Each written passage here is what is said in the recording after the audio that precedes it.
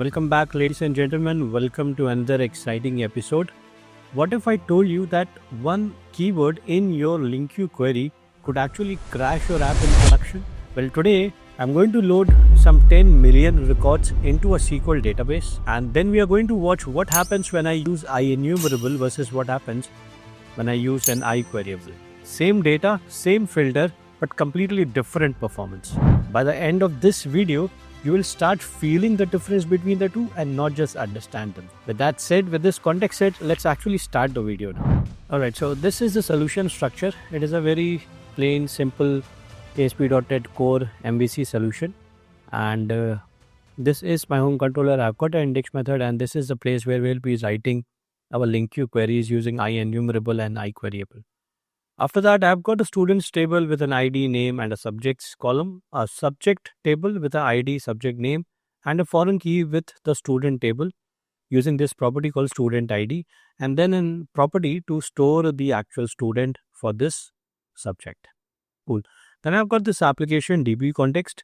I've created a set of DB set of students, a DB set of subjects.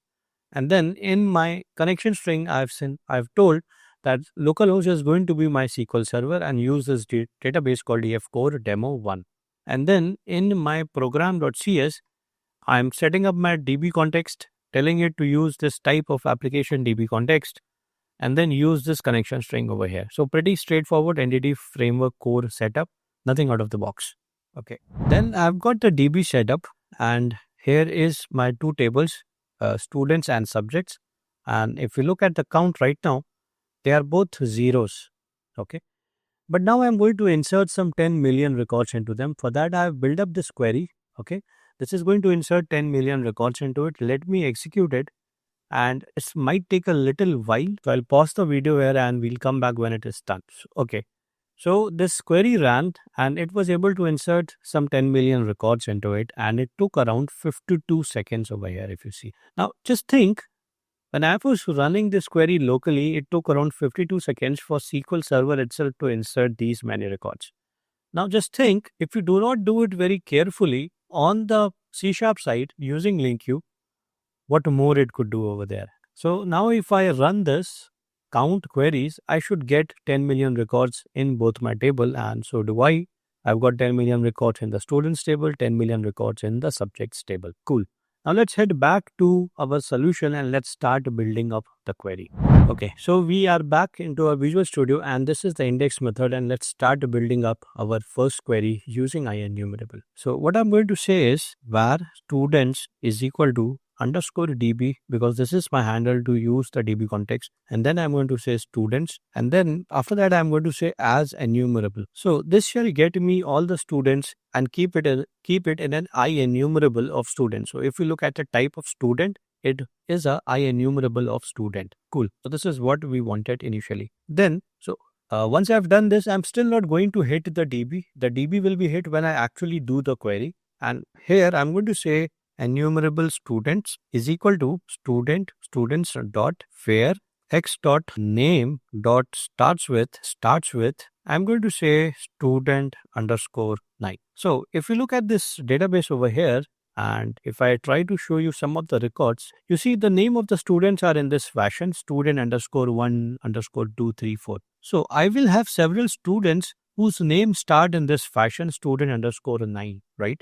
But from them, I just want 1000 records. But before that, let's also do an order by based on the ID of the student. Cool. And now, if I do a toList, the query will actually execute wherever it is. If it is in SQL, it is going to execute there. If it is in memory, it is going to execute there. Cool. Now, let us see. Okay, let me also add a stopwatch so we could actually figure out how much time did it take. So I'm going to say stopwatch, my stopwatch is equal to new stopwatch. Then let's do stopwatch dot start. And I'm going to start it here. And then once it is done, I'm going to stop it. And I'm going to note the elapsed seconds or milliseconds. Let's see, stopwatch.elapse milliseconds. Cool. Now let us run this and let's see how much time did it take to actually hit this and what is the actual query that went to the DB. So let me start this. I have got my terminal coming up. Let me minimize it. Cool. So the control is here, and let me move a step forward So my stopwatch has started, my stopwatch is created, and now if I do one more F10, my stopwatch will start and this query will run. So let me add a breakpoint on this line so that there is no manual intervention in 3 lines, right? So let me just hit a continue now and let's see what happened. So I've now done the continue. I could see the query being logged on my terminal, which is a simple select statement. No where clause or ordering has been done. So the query that went to the DB was a select statement or rather the select everything from the students table without applying any filtering. Cool. So it is still running. The query has not yet given me any results. So we'll wait for that long. Let's see how much time does it take. Okay. So I've now got the results. I supposedly the stopwatch has started, and let's look at how much time did we take over there. So the elapsed time is 35,000 milliseconds. That is around 35 seconds. And I got my 1000 records as I requested. And if we look at those, yes. So the name starts with student_9. Cool. So we see that the actual query that was hit on the DB was without any filters. And whatever filtering happened, that means it happened after all the records were fetched into the memory. So that means if I looked at my memory footprint right now, I would see a sharp spike over there. Let me actually show you. Okay, so the memory is actually high, right? And if I would have added a breakpoint here and we could actually see how much memory it took when it actually executed this line, we would see a very, very sharp spike over there. Cool. So now we know that enumerable, using as enumerable for this very case when we have a huge data set, is not a viable option because it is going to get me all the records and then it is going to do the filtering in the memory. Cool. Now let's switch to another mode, that is as queryable. All right, so let me close this terminal. Let me make this Visual Studio big. And now let's say let's call it all students and let's call it _db.students.asQueryable. Now if we look at the all students type, it is a type of IQueryable. And if I show you one thing, if I could go inside IQueryable, go to definition, we would see that IQueryable is actually coming from an IEnumerable. So what all things IEnumerable was able to do, IQueryable can of course do those with a few more exceptions, with a few more additional capability. So at least what we had in IEnumerable, we already get those in IQueryable. Cool. Now let's do the same filtering as we did here. So let me copy this, and instead of students, I'm going to use all students. And what's wrong? So instead of enumerable, I'm going to say queryable. Okay, so this is my queryable list of students. But I'm going to start my stopwatch again. And then I'm going to stop it also.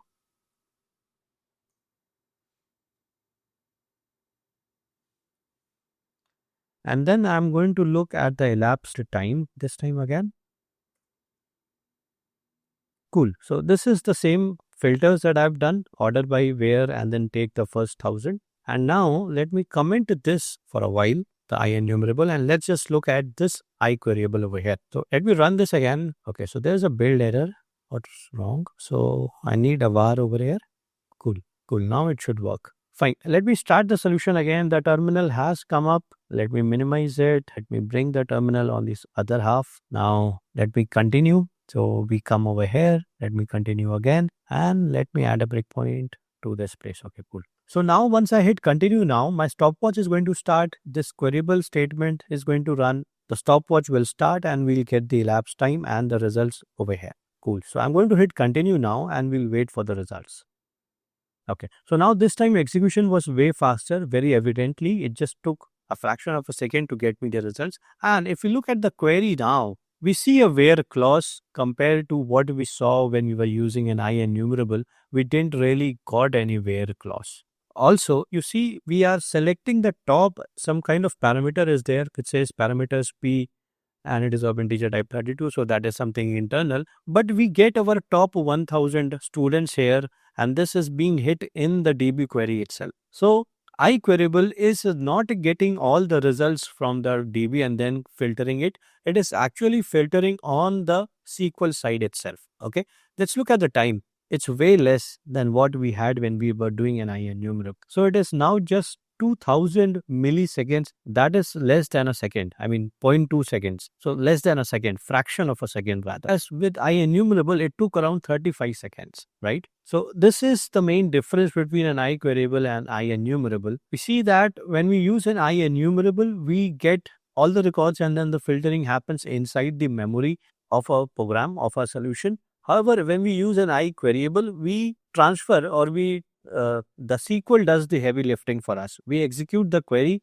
on the SQL side and then we get the filtered records directly into a solution. Cool. So does that mean that choosing IEnumerable will always be a bad choice? No, not necessarily. Now, IEnumerable is there for a very specific reason. Let's say you get around 100 records and then you want just 3 records out of them. Now, if you were to use an IQueryable, you would be doing 3 hits to the DB. You will be fetching the record from the DB thrice. For a relatively shorter data set, which has got around 100 records, you will be fetching the DB. You will be hitting the DB thrice. Now, that is not the intent of using an IQueryable. IQueryable is mostly used when there's a huge data set and you can't afford to have it in the entire set into the solution's memory. Then probably you will use an IQueryable. But otherwise, you would use an IEnumerable if the data set is shorter, if you do not want to hit DB multiple times, and you want to do some in-memory filtering. Alright, so this was it for this video. If you liked it, hit the like button for this video, subscribe to my channel, and show your support. It really helps me to make more meaningful content. I'll see you in the next one, but until then, stay awesome.